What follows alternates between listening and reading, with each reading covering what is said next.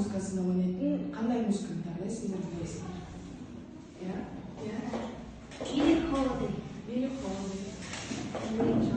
Ray Charles. Frank Sinatra. Негізі джаз жанры ол 20-шы ғасырда басында пайда болған. Оны алғашқы ойнағандар афроамерикандық адамдар өздерінің тұрмыс салттарын осы әуенмен білдіріп көрсеткен. Негізі мысалы классикалық музыкада біз бәріміз білетіндей 16-лық 4-16-лықпен есептесек музыканы, джаз жанрында бұл 3-8-лікпен есептейміз, яғни трибольдармен есептейміз. Мысалы, классикада бұл 4-16-лық, джазда бұл 3-8-лік, яғни триоли. Мен дәптерге жазып алсыңдар. Кейін, сосын көзіміз. Сосын, мысалы, джаз музыкасы алғашқы пайда болған кезде, оның орталығы, білесіңдер, ақш-тағы Нью-Орлеан қаласында болған. Оның кейіннен 30-шы жылдары Чикагоға орталығы ауысып джазын. Оны біздің белгілі джаз музыкант Луи Армстронг ойнай бастаған. Солай джаз ақырындап дамып, өте танымал бола бастады.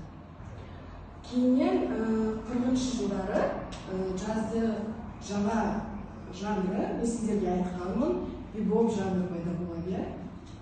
Естеріңізде ме бибоп жанры туралы? Бибоп өте күрделі және тез орындалатын джаз стилі. Бибоп бұл өте күрделі және тез орындалатын джаз стилі. Неге? Өйткені оны бірінші шығарған кезде, сол бибопты шығарған адам Нью-Йорктың ортасында мысалы жүрсе, немесе қалада жүргенде өзі адамдар тез жылдам жүріп, бәрі өзінің ісімен өте тез жүріп, жұмыстарын бітіріп, солай әдетте қалада ешкім бір-біріне мән бермей, соған қарап адамдар бибоп жанрын шығара бастаған, ол тез әрі күрделі ойналады сондықтан. Және бибоп жанрының ең атақты музыканттардың бірі ол Чарли Паркер, трубач. Және тағы бір трубач Дизи Гиллеспи болған. Солай джаз жанры қазірге дейін әлемнің түкпір-түкпірінде әртүрлі музыкалық колледждерде, музыкалық мектептерде, музыкалық вуздарда сабақ беріледі, джаз жанрын үйретеді. Және біздің Қазақстанда тоже джаз жанры өте дамыған. Әртүрлі джаз музыканттар көп. Мысалы, мен сіздерге қазір бибопты ойнап берсем, ол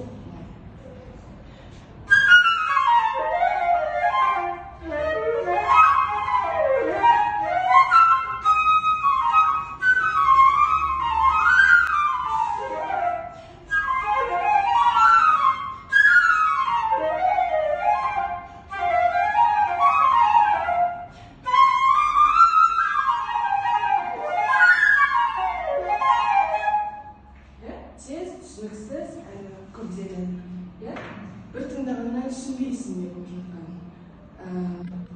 Сондай жанр болады.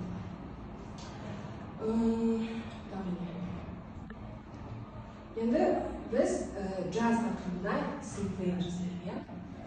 Сонымен джаз жанры. Не джаз ол қандай болады? Қандай? Жылдам, тез, күрделі. Джаз жылдам, тез, күрделі. Жылдам,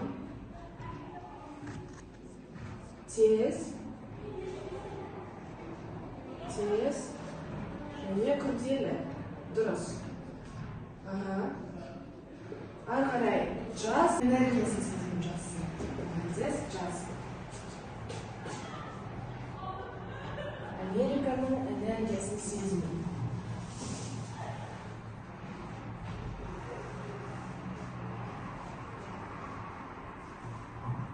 энергиясы, сезімі.